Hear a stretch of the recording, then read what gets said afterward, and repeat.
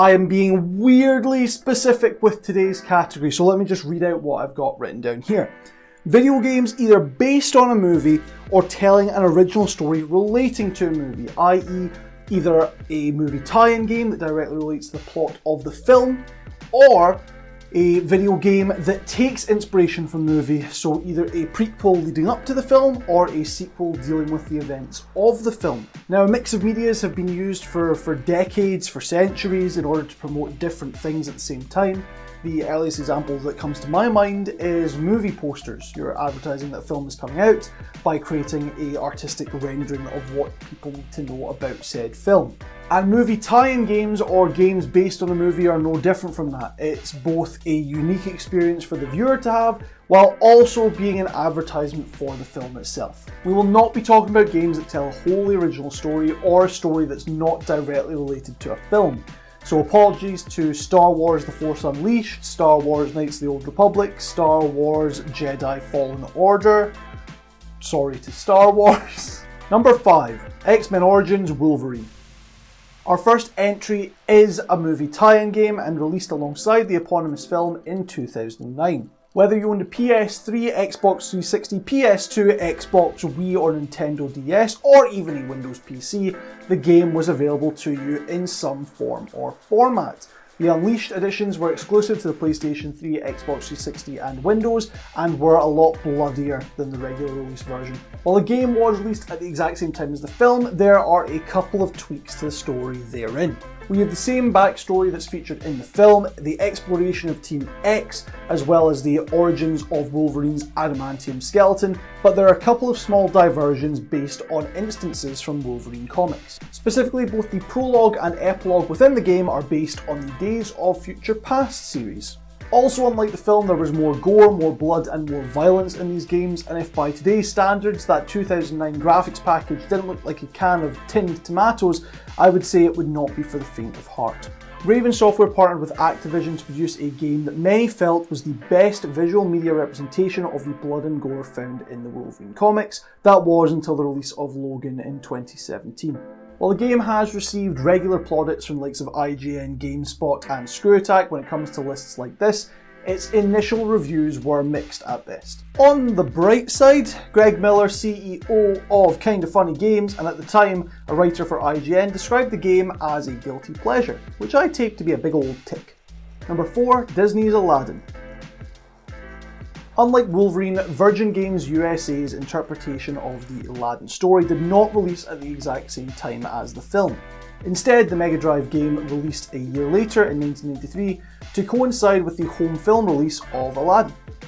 The production team at Virgin Games USA was only given from January 1993 to produce a game that had to be released in October the same year. The game was given a $250,000 budget by then Disney chairman Jeffrey Katzenberg. Based on a reported 4 million copies sold after release and a shelf price for Genesis/Mega Drive games of $59, the game ultimately made back that investment tenfold. Said 4 million copies sold for the game places it at third highest on Sega's all-time sales record, just behind Sonic the Hedgehog and Sonic the Hedgehog 2. Virgin Games VP Dr. Stephen Clark Wilson states that the likelihood for this increase in sales was down to Sega's marketing power at the time, but I'd wager at least some of it comes down to the truly unique nature of this game. Virgin Games USA worked closely with Disney Studios from the jump, working hand in hand with them and supervising all of the animations. At the time, Disney was still using hand-drawn animators, which they began to move away from after the release of Oliver and Company in 1988, focusing more on 2D animation effects to save on time and costs. The slow move away meant there was a team of 10 traditional animators on hand to help with the production of the video game. They hand drew every character movement and background used in the Genesis/Mega Drive version of the game, making Aladdin for said consoles the first ever fully animated video game in history. I'll acknowledge here that there were 2 different Aladdin releases in 1993 based on the film, but they were produced by different studios and for different consoles. The aforementioned Sega version of the game, produced by Virgin Games USA for the Mega Drive and Genesis, and a Capcom produced game exclusive to the SNES, because Capcom had the rights to produce Disney games for the SNES. Both games featured collecting golden scarabs and apples for combat, whereas the Capcom game also introduced collecting gems to unlock secret hidden stages, which feels much more of a Sega move if I'm honest. Number 3. Alien Isolation. Alien Isolation is a little bit different from our previous 2 entries and our upcoming 2 as well. While still basing itself on the events of the original Alien film, the game took it in a different direction 15 years in the future. Isolation focuses on Amanda Ripley, the daughter of Sigourney Weaver's character Ellen Ripley, as she tries to track down what has become of her missing mother. Amanda and her comrades travel the cosmos, trying to track down the last known recording from her mother's spaceship, the Nostromo, now salvaged and held on a space station. Despite the recording appearing to be corrupted, Amanda will still get to relive some of her mother's final moments. As it turns out, the space station they are on is out of control, thanks in part to the presence of an alien on board. While most of the games associated with the Alien franchise are based on first-person shooting and firearms combat, Isolation is instead based on stealth. The player makes use of weaponry like flamethrowers and devices such as motion trackers to outsmart the alien and stick to the shadows. With a focus on the terror induced by being the hunted, developers Creative Assembly opted for a first-person player view, as opposed to their original third person, to totally hone in the player's vision. On top of that, a wholly unique game engine was designed in order to make use of the more haunting aspects of space, improve lighting physics, as well as to really nail down the movements of the alien character's sprite. I found this really surprising as someone who should really pay more attention to video game awards, but in 2015 Alien Isolation received a BAFTA for Best Sound Achievement. Who knew? Number 2. The Chronicles of Riddick: Escape from Butcher Bay. This game was developed by Starbreeze Studios and published by Vivendi Universal, which is my favourite publisher name to say. Released in 2004 for Windows PC and with console exclusivity to the original Xbox, Escape from Butcher Bay was intended to be a tie-in to the Chronicle of Riddick movie, which released in the same year. Said film was the second in the franchise's short run, coming after Pitch Black, which had released several years earlier in 1999. Escape from Butcher's Bay was created as a prequel to the original Pitch Black film, and explored the backstory to Vin Diesel's character, the titular Riddick, as he escaped from Butcher's Bay, a maximum security prison found on a barren planet. No convict had ever escaped from its 3 levels of terror.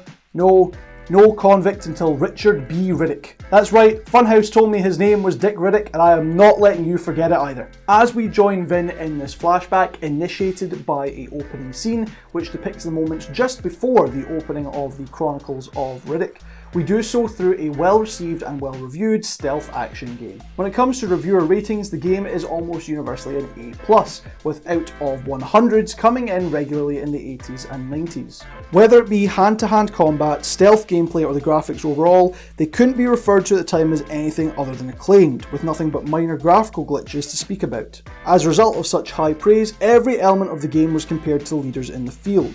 The stealth elements were compared to Metal Gear or Splinter Cell, whereas the first-person shooting mechanics were compared to Half-Life and Far Cry. Given reports online seem to suggest that the goal of the studio was to make use of stealth similar to Splinter Cell, and that the opening scene was supposed to be evocative of Half-Life, I think Starbreeze Studios would have been really happy with those findings. When it came to those first-person shooting mechanics though, what they'd actually based it on was... Number 1. GoldenEye 007. I think at least 50% of the arcade faithful would have had something to say to me if I hadn't made this number 1. Although heralded and popularised for its 4-person multiplayer deathmatch mode, the single-player campaign for GoldenEye 007 was of course based on the Bond film of the same name released 2 years earlier in 1995. Exclusive to the N64, with Nintendo doubling as a publisher for the game, players take control of Bond as he makes his way through several levels, attempting to disrupt the dastardly decisions by international crime cartel Yanis, or Janice. I should have looked up how to say it so that I don't look like a Yanis. Yanis's aim is to make use of the GoldenEye satellite, capable of destroying anything with a concentrated electromagnetic pulse. The captivating crusade takes Bond all over the world, from St. Petersburg, Russia, to Cuba, to the streets of Monaco. For everyone who grew up loving this game, you largely have to thank programmer Martin Hollis, who took lead on the production. Originally, Nintendo wanted to make it a 2D side-scroller for the NES, following the successful release of Rare's previous project, Donkey Kong Country, in 1994. Hollis was the man who countered that decision and recommended they instead capitalise on the popularity of games like Doom, and instead produce a 3D first-person shooter. Hollis presented executives with a series of ideas he already had for the game, including the gadgets that Bond could make use of, improvements to the overall AI, as well as the slight tweaks he wanted to make to the film's actual plotline. During production, Hall's team took some gameplay structure elements from some of the N64 launch titles, mainly Mario 64, from which they took the multiple tasks per level that the players had to complete. And if you'd like to see me woefully fail at playing Mario 64 for the first time, you can do so by subscribing to the R-CADE Glasgow Patreon before this Sunday. Post-production, the game was seen as a very dutiful emulation of the film that it was basing itself on, with players making use of multiple Bond gadgets as well as a focus on pre-planning and stealth. The game set itself apart from industry leaders like Doom in their brash rush-ahead strategy of play. The game was believed to be one of the most in-depth experiences you could have with a first-person shooter at that time. By far the segment of GoldenEye 007 that stood the test of time is its multiplayer. IGN felt that the multiplayer experience of GoldenEye was the best available from the N64 catalogue, edging Mario Kart 64 by a hair. This view was upheld by the publishers themselves, with January 2010's article in Nintendo Power citing GoldenEye as one of the greatest multiplayer experiences in Nintendo history. While GoldenEye regularly receives its plaudits as one of the best games of all time, this list is specifically about how it relates to movie-related video games. In 2007, GamePro discussed the 52 most important video games in the history of the medium. Within their list, they highlighted GoldenEye as one of the best programs in the 1990s and labelled it as the best movie tie-in game of all time. 14 years after that original article came out, and it's still number one in our books. I've been Sam from R-CADE Glasgow. If you want to talk about all things video games and all things movies, you can join us in the R-CADE Glasgow Discord and be part of our big friendly community. If you like the work that we do and you want to support R-CADE Glasgow throughout these tough times, you can go to our Patreon at patreon.com/RCADE Glasgow, or you can just hang out with us weekly on twitch.tv/RCADE Glasgow. Also make sure you follow us on all of our social medias at R-CADE Glasgow, and tell your friends about this YouTube channel. It means a lot. It means... I can't think of a movie reference. Oh well, bye!